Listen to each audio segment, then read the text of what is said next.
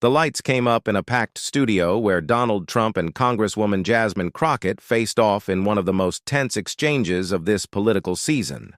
What happened on that stage quickly became breaking news and raised shocking questions about race, identity, and power in America. From the very start, the tone was hostile. Trump leaned on his familiar playbook, mocking and hurling insults, targeting Jasmine Crockett directly. He accused her of not being American, a claim he repeated multiple times without evidence. The strategy was clear: criminalize dissent, cast doubt on an elected official, and turn the spotlight away from the controversial bill his administration was celebrating. But what happened next stunned even longtime observers of American politics. Jasmine Crockett didn't flinch. Calm, deliberate, and precise, she turned directly to Trump and demanded proof. Not once, not twice, but over and over. She pressed him on live television, asking for evidence. None came. Instead, Trump doubled down, raising his voice, repeating the line, "She doesn't belong." This wasn't just another debate moment. This was a calculated move, tapping into a larger strategy of discrediting opponents by questioning their identity. Crockett's response cut through. She pointed out that by denying her American identity, Trump was telling millions of citizens that they don't belong. She called it what it was: racism. Plain and simple. The audience reacted instantly. First in silence, then in applause. The tension in the studio flipped. Suddenly it was Trump on the defensive. Crockett explained her roots, her service, and her record. She framed his attack as proof of what happens when a leader cannot win with facts and instead resorts to personal insults. But the most shocking twist came when she turned Trump's tactic back on him. Calmly, she raised questions about his own family, pointing directly to Ivanka Trump and Barron Trump, hinting at documents and records that raised uncomfortable speculation. Trump's response was explosive, calling it fake news, yet his voice cracked. For the first time, his confidence faltered under the stage lights. The cameras captured it all: Trump pointing, shouting, but not proving. Crockett staying calm, deliberate, speaking in measured tones. The room's energy shifted. Applause turned into standing ovations.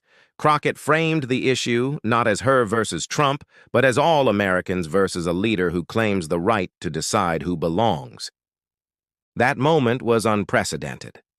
Rarely does a sitting or former president get caught flat-footed in front of a live audience, stripped of his rhetorical weapons. Crockett positioned herself not just as a target, but as a defender of American identity itself. Her final words cut deep. America doesn't belong to one man, one family, or one color. It belongs to all of us. The political consequences are already unfolding. Trump's allies rushed to dismiss the confrontation, labeling Crockett as a so-called DEI radical, resorting to racist and sexist stereotypes. But the clip went viral instantly. Across social media, millions replayed the exchange, framing it as a turning point in Trump's ability to dominate the narrative. This confrontation also hits on a deeper political context. Trump has tried to brand his re-election as a mandate, pointing to campaign promises and legislative wins. But critics note how quickly his team pivots away from policy details and toward personal attacks. The risk for Trump is clear. When policy debates turn into personal accusations, the public begins to see the strategy for what it is: distraction. The stakes here are national and international. America is already polarized, and moments like this push the divide further. Trump's attempt to frame dissent as illegitimate sends a message not just to his opponents, but to allies and adversaries abroad. It signals instability, a willingness to weaponize identity for political gain. For U.S. democracy, the question is simple. If a sitting leader can cast doubt on elected officials' citizenship, what happens to legitimacy itself? Observers point out that Crockett's method of holding the silence, letting Trump's words hang, was as strategic as it was powerful. It forced the audience to witness the lack of evidence, the crumbling of the argument in real time. For Trump, this wasn't just about one exchange. It risked exposing a deeper vulnerability: his inability to control the stage when confronted by calm precision. The next 48 hours are crucial. Reactions from both parties will define whether this moment becomes a footnote or a turning point. Supporters will likely rally behind Trump, echoing his claims, while critics will amplify Crockett's words. All eyes are now on Congress and the media cycle.